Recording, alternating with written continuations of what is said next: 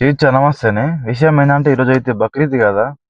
ఈ బక్రీద్‌కైతే ఇలా అయితే హదియా అయితే ఇచ్చింది మా మేడం అయితే. ఇందులో ఎంత డబ్బుంది, ఏందనేది చూపిస్తా మీకైతే. రంజాన్‌లో గాని, బక్రీద్‌లో గాని మాకైతే డబ్బులైతే ఇస్తారు. రంజాన్‌కైతే బట్టలు కొనుక్కోమని ఇస్తారు. ఈసారైతే హదియాని ఇచ్చిర్రనమాట. ఈసారైతే మా మేడం ఇచ్చింది. మా మేడం వాళ్ళ అమ్మ కూడా ఇచ్చింది.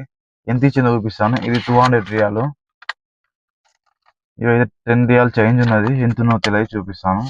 1, 2, 3, 4, 5, 6, 7, 8, 9, 10 మొత్తం 300 రియాలు. 300 రియాలు అంటే మన ఇండియా 7,000 చిల్లర అయితది. ఇది నాకు ఇచ్చిన బక్రీద్‌లో హదియా. హదియా అంటే గిఫ్ట్ అంటారనమాట.